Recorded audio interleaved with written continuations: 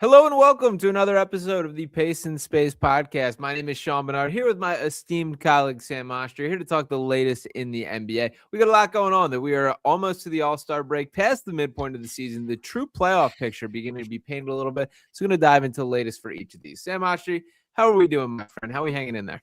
I'm great. Survived a snowstorm. A lot of cancellations in the NBA this weekend for some reasons or another. But like you don't really see cancellations like that. And then you have games moved up like yesterday. We're a week away, almost about 9 days away from the trade deadline. So teams just want to get to the trade deadline and get to the All-Star break. It's a weird time for the league right now.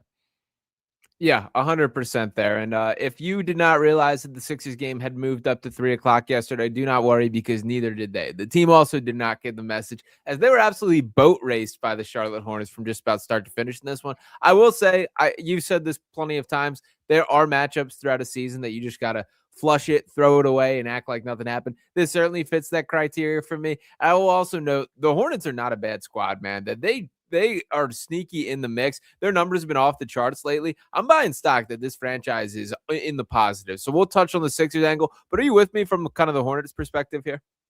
I love this Hornets team. Now that they're fully healthy again, LaMelo's been coming off the bench a ton for them. And it's like limited Melo is good, but he's been good in stints. He's shooting the ball much better than he was to start the season. Nipple's obviously been a revelation. When Brandon Miller is healthy, he's one of the more underrated players in the entire league. He's a legitimate 3-level scorer. Health has been his thing, but they have good front court depth too. This is a good young team that they have a lot of pieces to build with, but they're going to be in the play-in picture this year, the 11th seed right now. But I think they're or the 12th seed right now, going to pass the Bucks, who are in the 11th seed, and then from there is like the Hawks and some of these other teams. Where I think the Bulls, I think the Hornets, the way they've been playing, they'll be in the play-in picture. Yeah, and that would be a win to me. Like when we talk about setting goals for these teams, like the clear goal that I've established for this Sixers team is you got to make sure you're top 6 seed. For the Hornets, I'm talking about make that play and push. That you should try and get in a little bit of postseason, some sort of opportunity, and at least lay the groundwork for catapulting off there. But let's swing it back to the Sixers perspective here.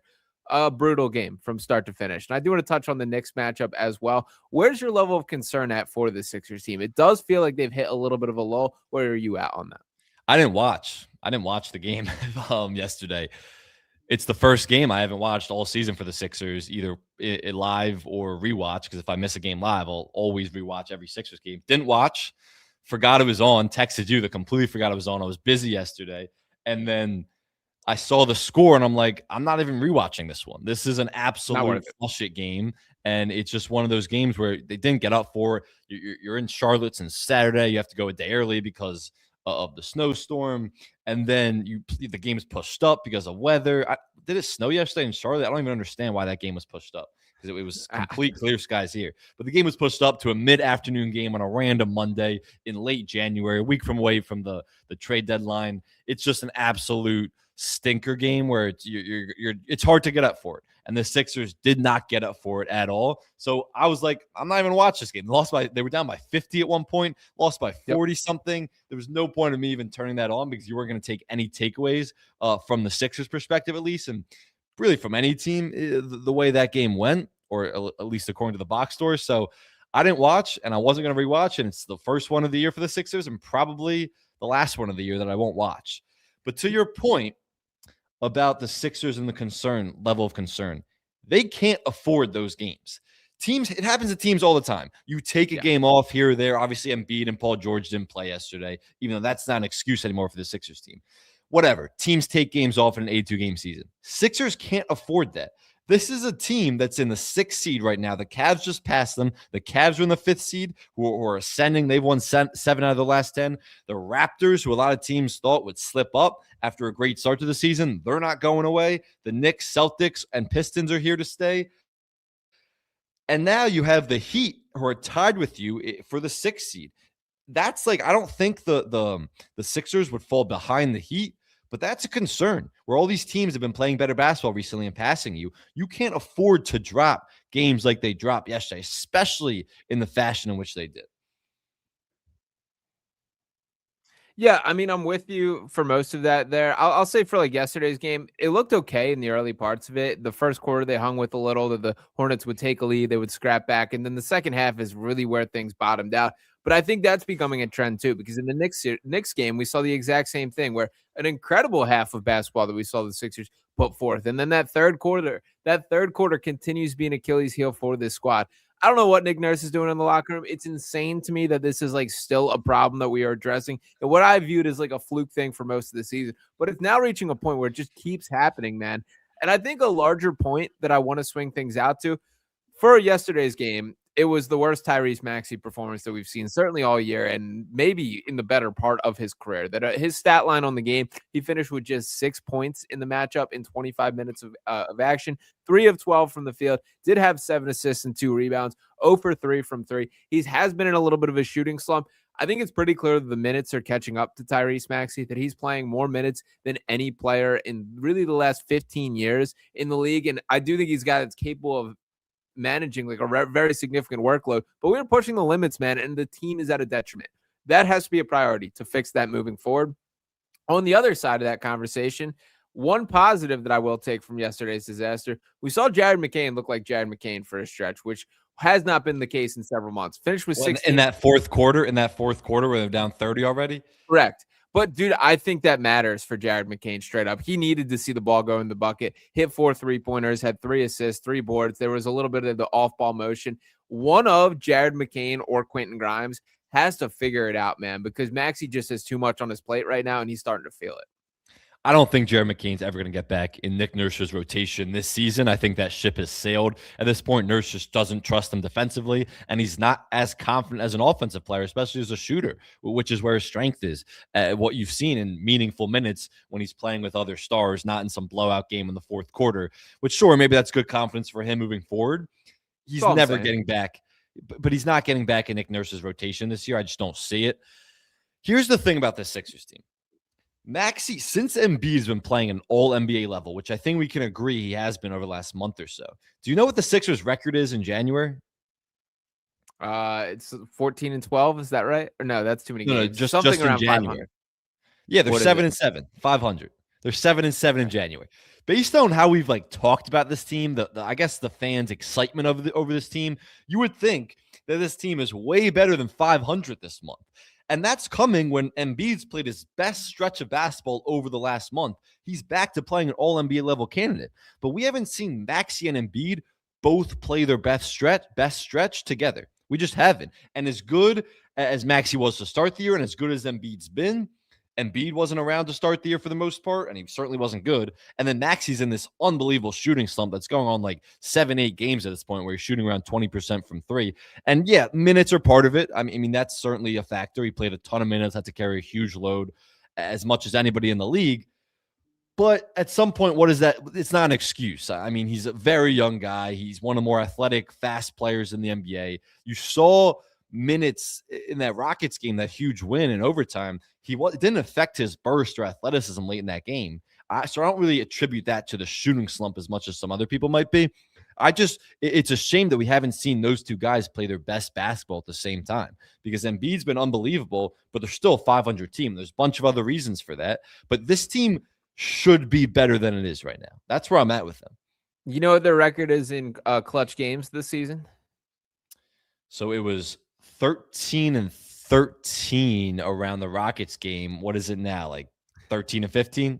13-14. So is the number I looked at last for it. But I think that's the story, to be honest, is there's been a lot of games that they've had every opportunity to win and have allowed to slip through their fingers. And I think that's like the third most clutch games in the league. Yeah, right up there. Like Maxey, I know individually leads the entire NBA in clutch minutes. VJ Hedgecomb's number 2 on that list, which like I guess I hear you on like Maxey's, this is the prime of his career. He should be ready to take on the load. We're talking about 40 minutes a night, like every night, man. And I do connect it to the jump shot because I just think tired legs changes like a lot for a guy, particularly a dude of Maxey who is so like speed dependent and wants to get downhill that like, I don't know. I give him a little bit of grace with it.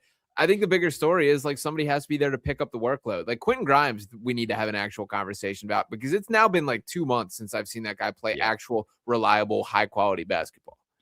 It's a good point, and he's certainly killing his value this offseason. Like he took the bet on himself approach where he's going to be a free agent this summer. And even in a deep guard rotation, McCain's fallen out of that rotation, but a deep guard rotation coming into the season, Grimes kind of bet on himself and thought he was, I mean, the reports this summer were like 25 to 30 million, something around that, Yeah. where he thought and his agents thought he was worth, which is absurd.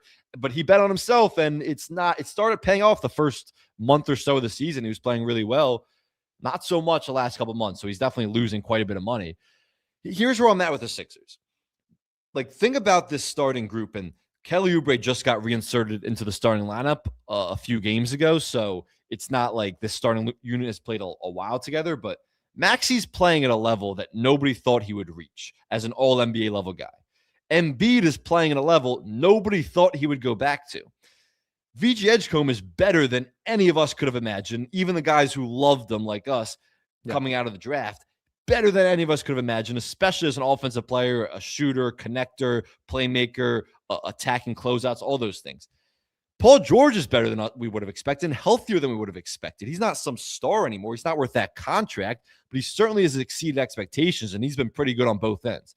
You factor in their big fours, all exceeded expectations, and then you add in Kelly Oubre, who's shooting it way better than anybody could have imagined this year. Obviously missed a 2-month stretch, but still shooting 36% from three when he's a career 30% shooter. All of these guys are exceeding expectations, and this team is still the 6th seed, tied with the Heat. One really tied with the Heat for a play-in spot at this point. Like, that's disappointing, especially this month where Joel Embiid has been playing an MVP level, and they're still 500. So I've been a Nick Nurse guy. I know like probably 70% of this fan base hates him, but I've been a huge Nick Nurse guy for years now. Like, you have to at some point your fingers at him. Why is this team not as good as it should be when individually everybody's exceeded expectations? I think that's a really interesting point, one that I have not heard like brought up enough.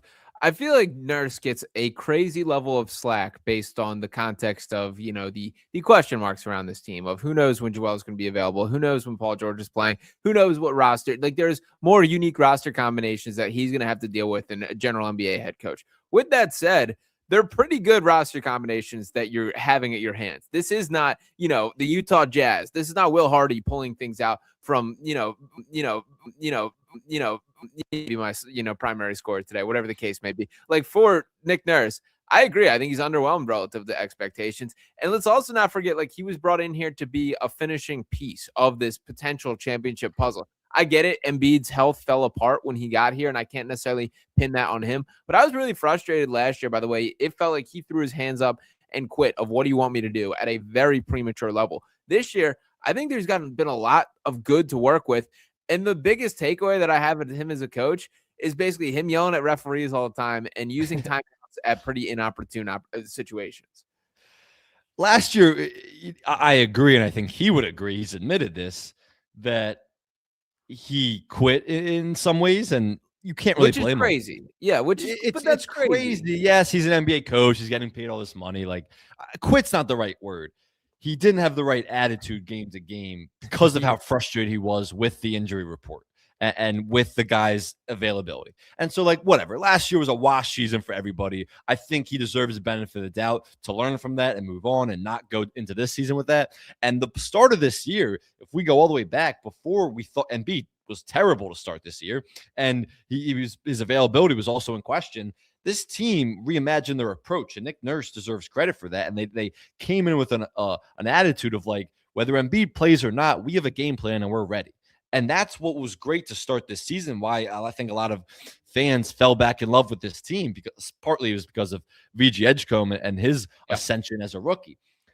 But now we're at the point where that's not an excuse anymore. Like, Paul George and Embiid will miss games here and here. They've been largely healthy for the last 2 months for the most part. Those guys are available more often than not, which I think all of us are surprised by at this point. That's not an excuse. Yeah, Kelly Oubre just got back in the starting lineup, but that Dominic Barlow starting lineup was a really good starting lineup. Like, that 5-sum had a 9 net rating as of this past Saturday. Like, that's a really good starting lineup. Kelly Oubre, that offensive rating is around 122, which would be the best in the league when Kelly Oubre is in that starting lineup with those 4. So there's not really an excuse for the talent on this team. This team is also deep. You factor in Trenton Watford being healthy. Yeah, Quentin Grimes has been really bad and not helping kind of your creation and scoring that you need from that backup guard position. But this is still a healthy, for now, roster and a talented roster where the results aren't adding up to that. I think we got so excited after that Rockets win, and we forgot that the week before they lost to the Cavs in back-to-back games. And yeah, all right, you get blown out by the Cavs in a game that you don't have to show a lot of effort on a Wednesday.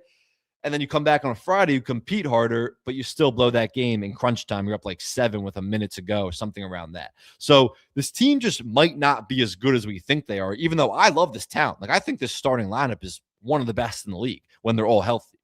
And I think we're kind of dancing around it a little bit here, is a trait that I think made Philadelphia fans as a whole frustrated with the Sixers organization for the better part of the last decade, is it was not this like, I'm willing to die on the court, I'm willing to do whatever it takes to win. Like the 0-1 team gets romanticized so often because that was the personality. It was a blue collar type of team that wanted to compete every single night. That hasn't been the Sixers. Shout out Allen Iverson, by the way. You see yeah, tough times for AI in the news right now. But this Sixers team at the start of this season felt like they adapted this mentality, this identity of, we're going to be resilient. We're going to fight to the final whistle. We're going to do whatever it takes to win. And I feel like I've felt that sort of slip away over these past couple weeks as they get closer to full strength, as the talent returns. There hasn't been like this level of every game matters to the point that I thought was instilled in them. And that is something that immediately needs to be corrected. And I do think that's a direct correlation to the coach. I'm with you. If this team is healthy, which they are right now, like that starting 5 that they have on the court with Kelly Oubre, Joel Embiid, VG Edgecombe, Paul George, Tyrese Maxey, that's as good as any in the East. It just is. Yeah. And it's certainly better than teams like the Celtics without Jason Tatum, assuming he doesn't come back, but we'll see on that. Obviously better than the Raptors. The Sixers would be favored over the Raptors in a potential playoff series. Yeah. Better than teams even like the Cavs at full strength. Like right around where the Knicks are. I mean, the Sixers would lose to the Pistons in a playoff series because exactly what you're talking about, that toughness factor, which matters a ton in a 7-game grinded out playoff series. But the Sixers starting lineup is more talented. It just is. It's more talented than the Pistons when they're fully healthy. And they're fully healthy right now, but it's not producing the results we want to be. Every now and then they'll have a huge win like they did over the Rockets. And I'm sure they'll have some huge wins coming up. But it's just not producing the consistent results that you would expect at this point. So if we're sitting right here ahead of the NBA trade deadline, and we're starting to hear the buzz of them looking to shop Andre Drummond, the luxury tax, and all the buzzwords that fans have no really care to hear, that how do you correct this? How do you take this team up a notch? I do think that they're missing some sort of ingredient of like a guy that is just going to, stir the pot, a PJ Tucker in his prime type personality type guy. I think they need to go out and try and find that, whether that is Jeremy Sochan, whether that is, I don't know, Atari Eason could be potentially that guy. I want a dude that's going to mix it up.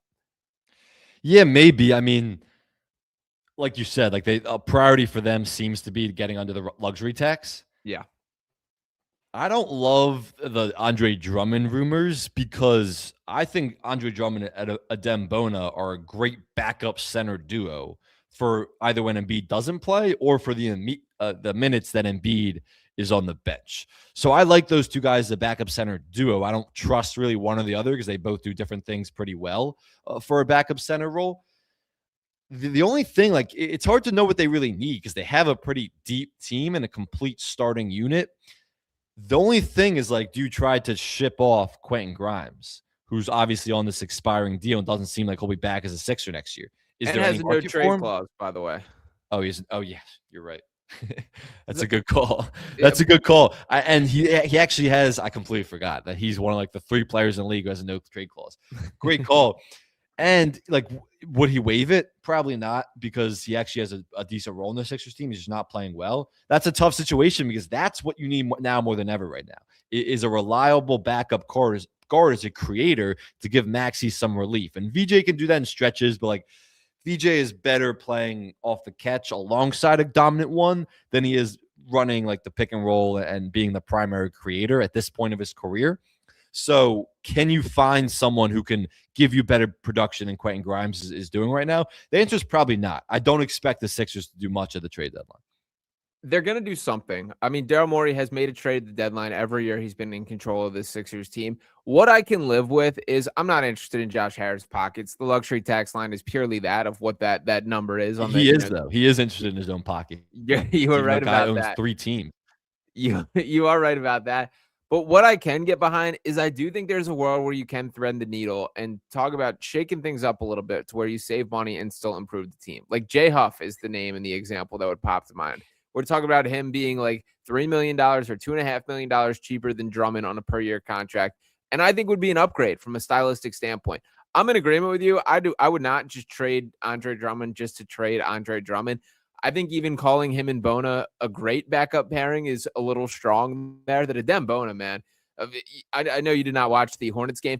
Nightmare game from Adem Bona, dude. He's just stupid fouls on the perimeter, getting lost backdoor. There was a stretch where it's like, this is getting maddening. It needs to click. It needs to click faster than it is for Bona right there. But that's kind of what I would set my sights on. If you can find a way to talk yourself into getting some sort of rotational upgrade, and then, you can save money in the process, maybe. But I do agree that they're going to be quieter than people want it to be the case. Yeah, Jay Huff's an interesting name. I think he's really valued across the league right now. What's that price tag look like? He's having an unbelievable year. One of the more underrated, maybe the most underrated big in the league.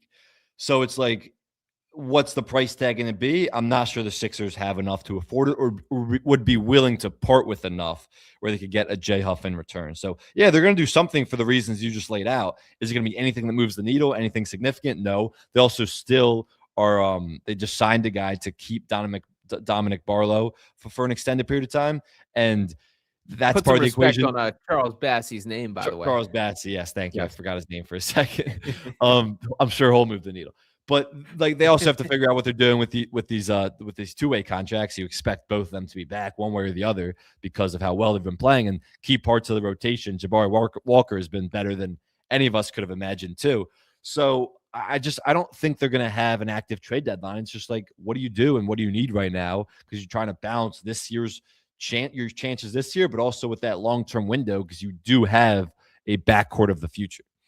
Yeah, and I will say, Charles Bassey, I think, is an NBA player. That the Sixers drafted him with a second-round pick, spent a couple years here down in San Antonio, started to carve out a little bit of a role, and then tore his ACL and basically kind of was left for scraps as they headed into this era of actually contending right here. I like that they're giving him a chance. It's certainly more financially motivated to make sure that you can keep Barlow on the floor. They're going to kick that can down the line as long as humanly possible for the same financial reasons that we're sort of talking about there. They will eventually prorate his contract and upgrade him to a standard deal, but that number is set at when that date is. So they're going to push back that date as long as humanly possible. Yeah. Kind of sucks for Barlow, like big time. By the way, if I'm Barlow, I'm not taking one of these hinky specials, the 4-year, $8 million deal. He's been their starting power forward from start to finish. Like, if I'm Dominic Barlow, I'm saying you guys got to pay me like I am the starting power forward to an extent. And the Sixers kind of missed the window to capitalize on that. Yeah, you're right, 100%. Because I don't think anybody, including the Sixers, obviously not. That's why he was on a two-way deal.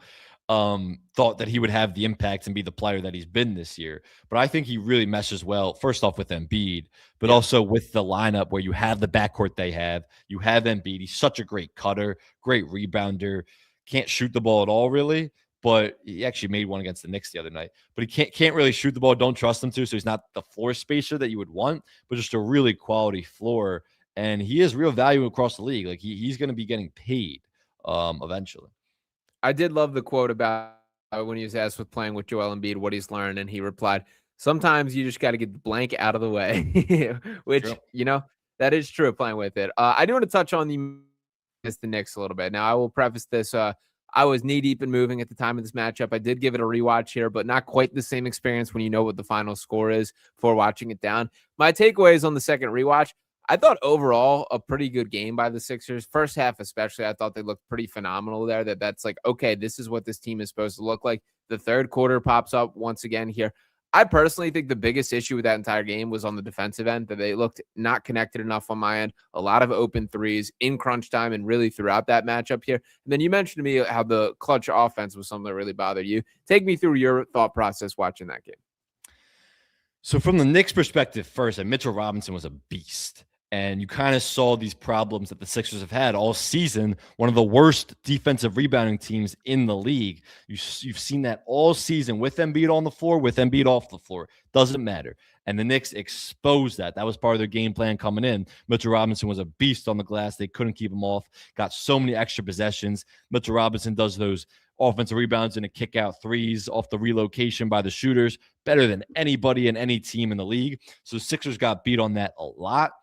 But the Sixers fought back. I mean, the Knicks had control over most of the game, it felt like, especially until around 5 minutes in the fourth quarter. And the Sixers fought back, which was impressive. A lot of good fight from them.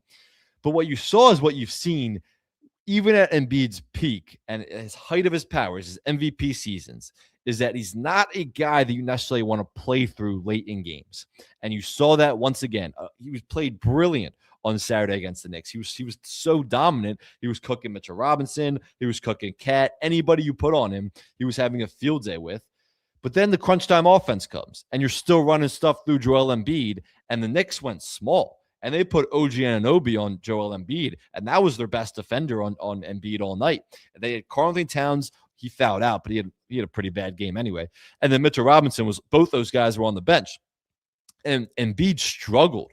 Single coverage or when they sent a double to score or pass out of those OG Anunoby matchups. And it's just kind of been a thing that you've seen throughout Joel Embiid's career, even at the height of his powers, where he's not a guy you want to run stuff through late in games. And they've had to resort to that for most of his career because they didn't have anybody else. When you have a guy like Maxey now, even when Embiid's playing at such a great level throughout the whole game, Maxey's still the guy you want to have the ball in his hands late in games. And you saw them kind of go away from that and more towards Joel Embiid late in that game. Even when Maxey's in the slump right now, even when he's in the slump, I trust him late more than I do Joel Embiid.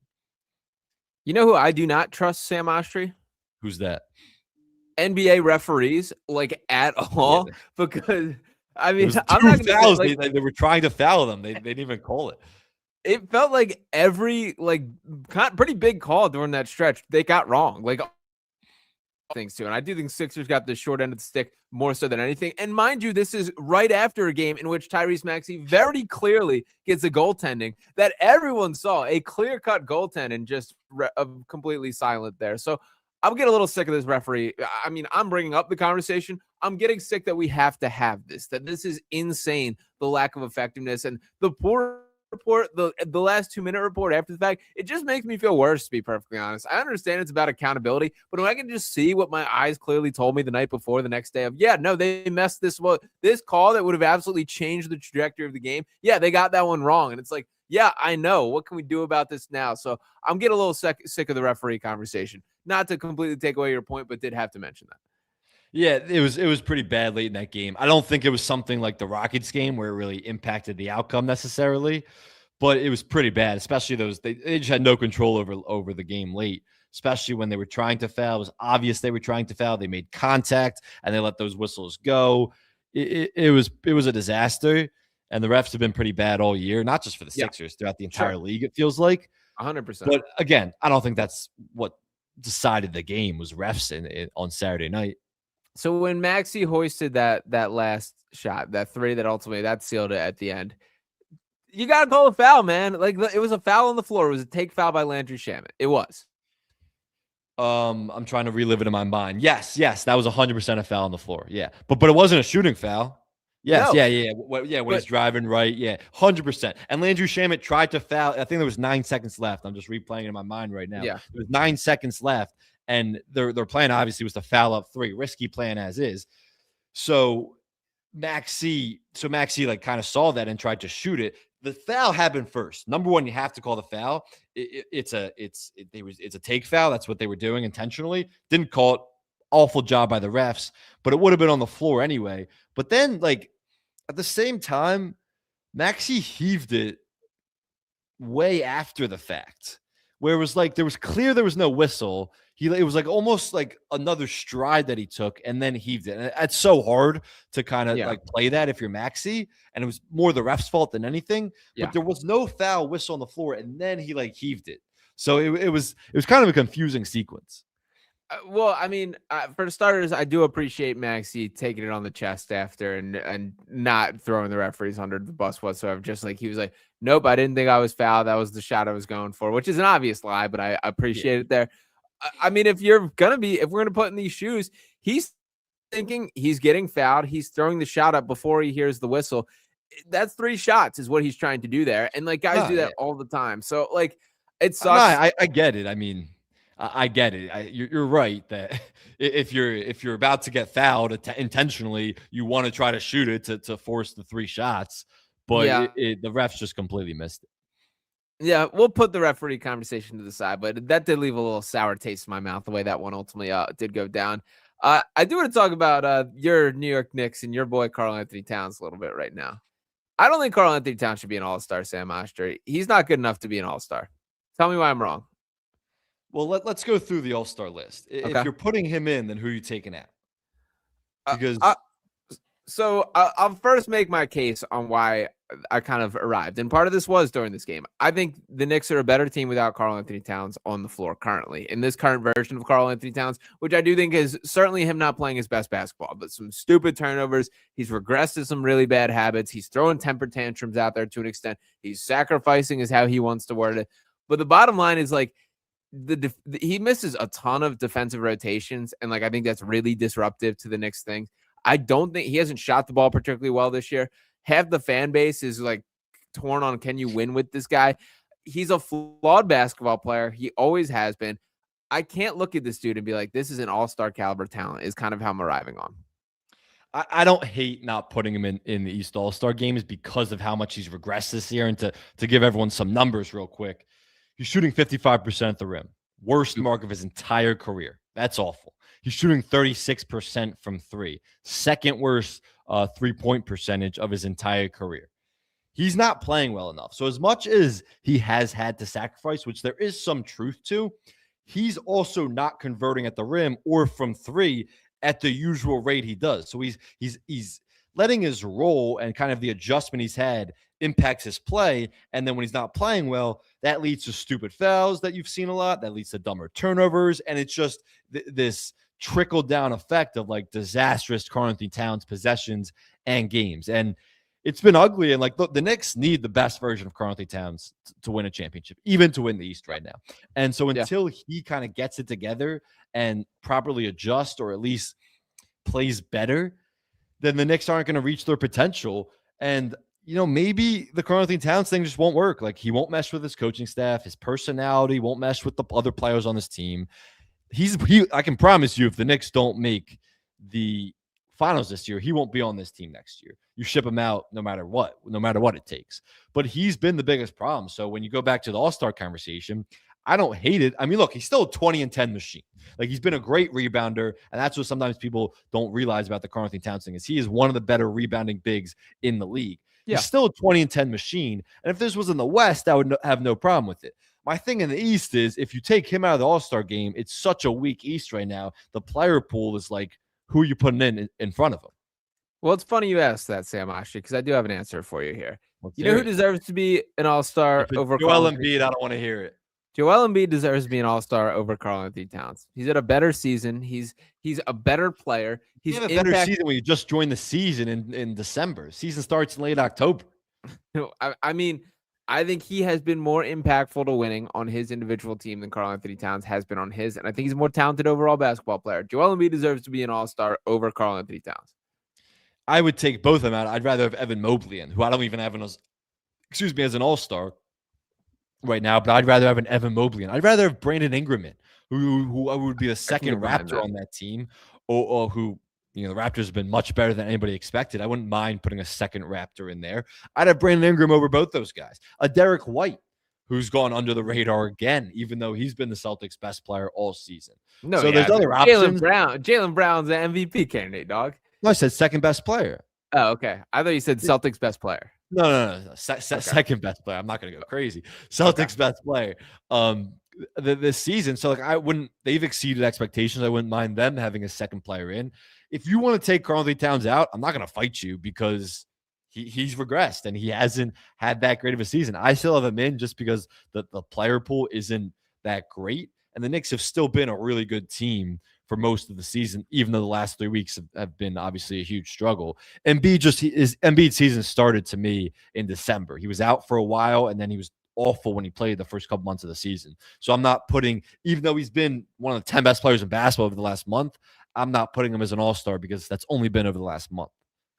It matters. And just to give the stats for Joel, 25.1 points per game, 7.4 rebounds, 3.6 assists, 1.1 blocks per game, by the way, for all the talk about the defense. Still kind of quietly has improved on that end quite a bit as well. Another cat take I got for you, Sam Oshtry. The Minnesota Timberwolves 100% won that trade. The Julius Randle and Dante DiVincenzo for Karl-Anthony Towns trade was robbery by Minnesota. Let's see how it plays out. I saw Zach Lowe say that, and I saw that Got me thinking. And it got a lot of traction. And you know, I'm not going to say no, but let's just look at the results. Both teams went to the conference finals last year, and both teams lost in the conference finals last year. True. Let's see how this season plays out before we start crowning a winner or loser. You know, I think it was a win-win for each team in a lot of ways. I think the Wolves definitely, not just because they got off that Karl-Anthony Towns contract and avoided the second apron by doing that, but they also got quality pieces, and Julius Randle's been great for them, obviously. Dante DiVincenzo has been huge for them. Like, they got really good pieces back. So I certainly think it was a win for Minnesota, no doubt. That doesn't mean it was a loss for the Knicks. People sometimes have revisionist history here. Like, the Julius Randle thing was at its end. I don't think him and Brunson were going to work another season moving forward, especially with how great and ball dominant Brunson had become. So I don't think it was a loss for the Knicks just yet. Let's see how the rest of the season this plays out. But in some ways, I think it was a win-win so far. I'm not crowning a winner, even though we always want to give a winner or loser for a trade. I'm not crowning a winner yet. Okay, I'll accept the pushback. Here, I will. If the Knicks lose before the finals this year, and Karl-Anthony Towns, assuming, would be off the team next year, then yeah, absolutely, the Wolves are massive winners. I'll give you that. And they're not getting remotely the return in another cat trade here. Like, Julius Randle has kind of got a case for one of the more underrated players in the sport of basketball. The dude just puts up numbers, man. A great playmaker at his size, a dog defensively. I'm kind of a Julius Randle truther, that it makes me a little sick how all the credit is thrown towards Jaylen Brunson for revitalizing this Knicks franchise, when the reality is, like, Randle's the guy who laid the foundation. He's who really brought a little bit of spark back to New York. Definitely brought a little spark back to Newark. He made their first playoff appearance. That was an overachieving regular season team. But before Brunson got there, they missed the playoffs the year before that in Julius Randle's year as the guy there. So they needed some help. And I do think to Julius Randle's credit, the knock on him was he's kind of this like ball stopper. Like, he's a really good isolation scorer, but how good is he off the catch? And when he touches it, does it kind of just the ball doesn't go in rotation as much, and the defense, obviously, it's easier to guard on his touches, even though he plays this bully ball style. He's not been that guy for Minnesota. Like, he's been playing in a lot of different roles, a lot of different spot-up roles for them alongside Anthony Edwards, who obviously is their guy. And so I've been impressed with Julius Randle and kind of how he's adapted his play style. Yeah, no, agreed there. So shout out to Julius Randle. Doesn't get as much love as I think he really deserves here. Now let's have the conversation about contenders, Sam Oshtry. I first phrased this to you for how many true contenders are there. I had 4 in each conference. You kind of approached this and said, how many teams can actually win the championship right now? With that specific question thrown your direction, what is your answer? How many teams can win the NBA championship this year? So you know the 40 and 20 rule that's always thrown around this time of year? 40 wins before 20 losses. Yeah. And almost every NBA champion, there's been a couple exceptions, but over almost every NBA champion over the last 40-ish years has accomplished that. I think you kind of have to throw that out this year, because I have to go to the standings, but I think like only the Thunder and Pistons are actually going to accomplish that this year. Because of how much Spurs and Nuggets both could. They're each 31 and 15. That's close. They could, but that's the odds are against them right now, I feel like. I would just throw it out this year because there's just more parity, it seems, across the NBA than ever before. So it's not like there's not as many bad teams you can beat up on. There's so many good teams, it feels like. To answer your question, how many teams can win the NBA championship? It's 2. There's 2 teams that can win the NBA championship, and I'd be shocked if it's anything other than these two. And you know who it is. It's the Thunder and the Nuggets. Wow. I had 4. I have 4 as my answer. All Western Conference teams. And I'll rebuke in one sentence why the other two can't. Okay. Why can't the Spurs or Rockets win a championship this year? The Spurs, you know how I feel about the Spurs. I think it's a great team. There's never been a young core that have gone into the playoffs and in their first real playoff action has made a championship run ever. It's never happened in NBA history. Every team goes through playoff scars. It's just a different battle in the NBA. If we're throwing out the 40-20 rule, then I think we got to throw out those kind of conversations as well, Sam Oshtry. I hear you. It's a fair concern, but dude, like they're different. Like Victor Wembanyama does not act like a 22-year-old or what he is. Stephon Castle, he's got a little growing pains to do, but De'Aaron Fox is ready. That he's been around for quite some time. He's been itching to get on these type of opportunities. Harrison Barnes got a ring on his finger already. Keldon Johnson can play. Like there's guys that are ready for the moment right now. And the Houston Rockets, I think the noise needs to be a little bit louder about. This team is absolutely a real deal threat, man. They're physical. They're tough. They can win in a ton of different ways. They're going to bully a lot of these teams in the postseason. And it feels like they've kind of got lost in the noise for how good that they truly are and what their championship chances, I think, still are. Here's my thing about the Rockets. Really good team. It wouldn't shock me if they made some championship run. Their clutch offense isn't good enough. And we saw that last week against the Sixers. They're 6th in the NBA in offense and 19th in clutch offense. And I did a breakdown of that game late in that game where they don't have a point guard. It's like a cliche to say at this point in NBA analysis, like the Rockets don't have a point guard, but watch their games their late offense. It's Alperen Sengun initiating. It's Kevin Durant initiating. Reed Shepherd sometimes initiating. They just don't have a point guard. And the formula is to ball pressure those guys because they don't have a guy who can initiate actions. There was a ton of possessions in that Sixers game where because of the ball pressure the Sixers instilled on them early high pickup points, the Rockets didn't get into their actions until like 14, 13, 12 seconds left on the shot clock in those final few minutes of that game. It's their clutch offense just isn't good enough. And KD was supposed to help that because that was a problem last year. And he does to a degree because he's a guy who can make something out of nothing. He's that great of a scorer, but they still need an initiator. They just do. And Kevin Durant, as good as he is, he's not that. So look, this Rockets team is really good. They're phenomenal defensively. Their clutch offense worries me, especially when the playoffs come around and all these games are really tight. How's that going to affect them? It wouldn't shock me if they win it all. I just don't have them in that tier with the Thunder and Nuggets right now. Yeah, shout out to our guy Andrew getting in the mix, who's mainly echoing that same opinion here. I did want to throw out a little hypothetical at you, though. We've talked a lot about the Boston Celtics, and if Jason Tatum returns, how much their outlook changed. Fred VanVleet, man, the door has not been completely slammed on him returning this year. He's been a huge part of this team. Fred VanVleet, another guy who I think is in the underrated player conversation. That would be the point guard they're missing. Would that change your perspective? 100%. I forget. He tore his ACL in like September, right? Around training camp. A little before that. Like I want to say it was like early August. It's not easy, but that would be like for him to be back for like a second round playoff series. That would be like 8-9 months. Like that would be that's doable. Yeah, I guess it's doable. I like what type of player would he be if you rush him back into that high leverage situation? I don't know. Like Fred VanVleet completely healthy, that would change the equation. If he comes back this year, I wouldn't buy that would elevate them over the Thunder or Nuggets. Yeah, I mean, maybe not. We will see there. I'm still impressed by this Rockets team. And any matchup that they get, they're going to be a pain in the butt to get out, man. That team's going to fight. They're going to scrap. They're going to give you everything that they do got right there. I guess rank those 4 teams in the West in terms of most confident will win the conference versus least. Thunder absolutely have to be 1. I'm putting the Denver Nuggets at 2 as well. And let me make the case, Sam Oshtry. I've been told for years about how Nikola Jokic just elevates all these guys around him, that he just can make anybody look like these all-star caliber players in a way that no other basketball player can. Well, what happened lately? We've seen Nikola Jokic be sidelined due to injury. And what am I seeing with Denver Nuggets team? But a bunch of cats that can straight up hoop without him. Peyton Watson, dog. Jamal Murray, dog. You go down the list. Aaron Gordon, who, by the way, picked up another little injury kind of knock the other night, which is not a great sign there for Aaron Gordon, who I like quite a bit.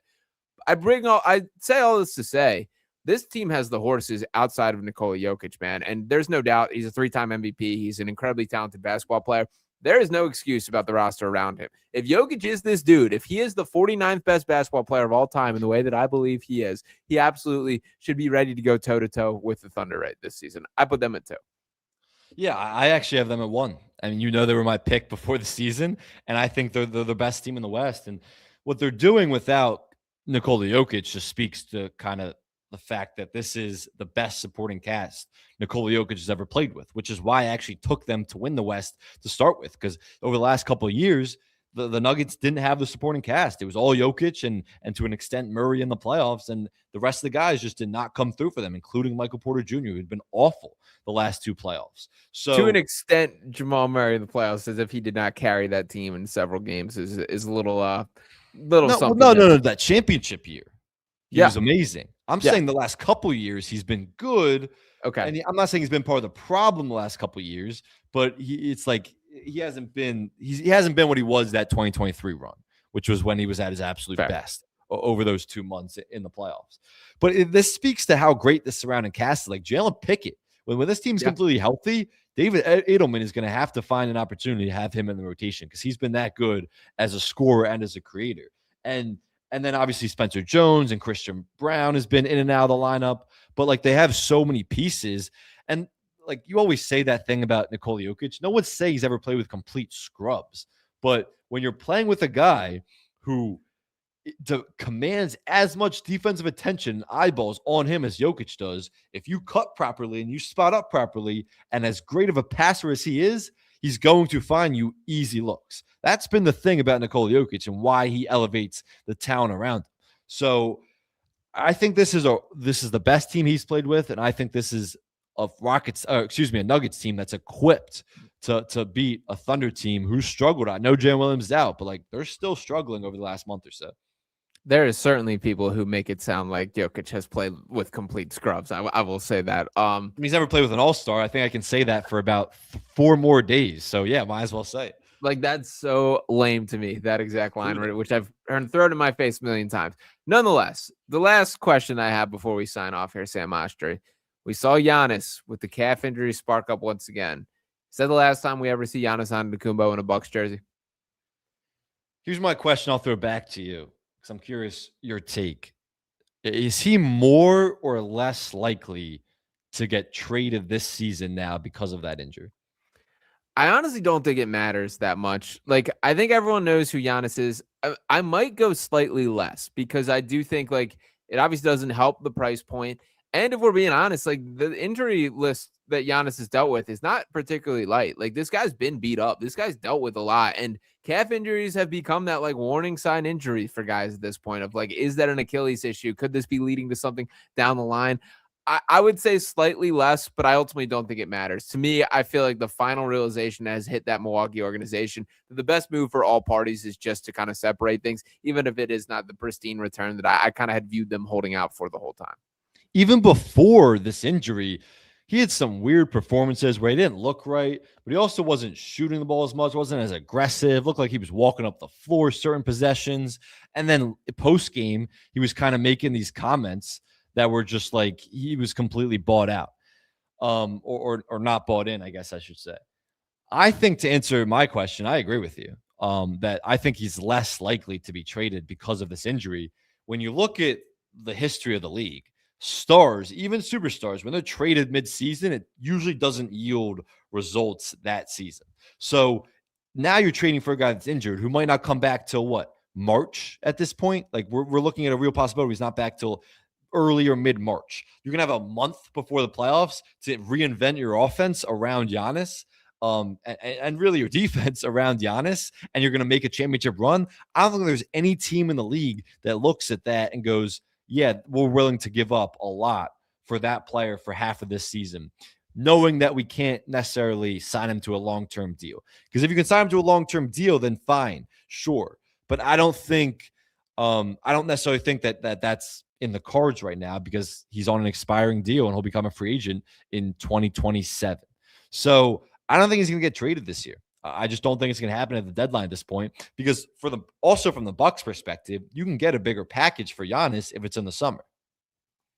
I'm fascinated how we just like switched positions on this matter because that's the fight that I've fought all is. Like, why would you if you're Milwaukee? Like, what makes you not wait out for the offseason? This, to me, felt like the nail of the coffin of, like, you just got to do it, man. You got to cut the losses and do it.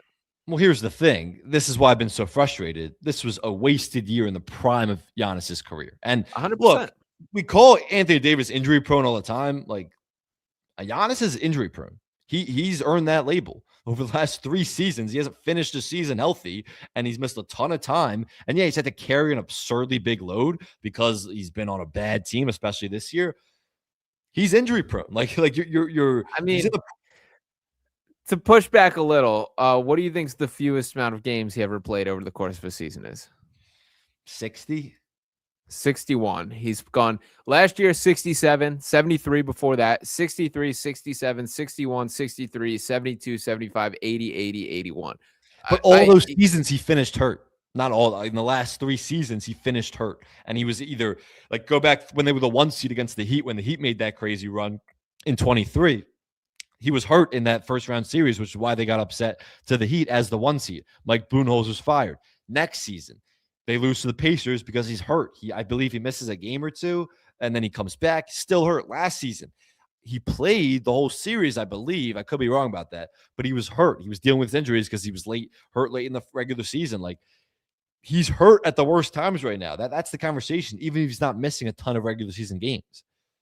Yeah, I mean, I don't think you're wrong there. I'm with you that it's like a concern. And my biggest concern with Giannis has always been, I feel like when it happens, he's going to fall off a cliff. Like, I think his game's so predicated on his physicality, athleticism, that once it goes, I don't really love the way that his game is going to age. So I get not wanting to. That's my point.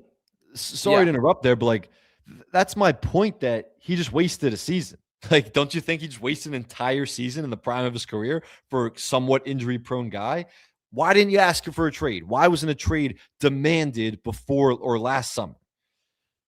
It's a fair point. I don't have the answer to that either. I mean, I've told you, I still sit on the position of he wants desperately to be out of there, but wants desperately to not be looked at as the bad guy. You can't really do that. Like, there's kind of you can't have your cake and eat it too in this situation. We will see what else. You know who's actually a winner in this? Giannis getting hurt? The Knicks. Because the Knicks, if Giannis isn't requesting a trade and saying I need to be traded by deadline, and there's not this crazy market or negotiations for him where all these teams are calling simultaneously, it's gonna hold out until next summer. And if it holds out until next summer, the Knicks are in the perfect situation where they can let this team have one more opportunity to try to make a run and turn it around. If they do, maybe you sell yourself, you don't need a Giannis. If they don't, you certainly are looking at that Giannis market for next summer where you can put a better package together than you would be able to offer this season. So if this Giannis hurt situation prevents him from being traded this season, then the Knicks are actually winners in this. Yeah, not a bad spin zone there, Sam Oshtry. That it's a fair point, a fair way to look at it there. Everything works out for your New York Knicks, I guess. We'll see how that ultimately does shake out. We got a lot more NBA to get into this season. The trade deadline rapidly approaching, All-Star break rapidly approaching. But me and Sam Oshtry are going to be breaking things down from every single angle. So appreciate each and one of you guys for rocking with us today right here on the Pace and Spade podcast. We're going to be back on Thursday as well, talking some more hoop. So make sure to stay tuned in the best way by doing so by smashing that subscribe button wherever you guys are listening at, on YouTube, on Pick Swap Media, through either of our socials, on X, the Everything app, or Twitter, as I still refer to it. Thank you guys for locking in one more time. We'll be back. Talk with you next time. Peace.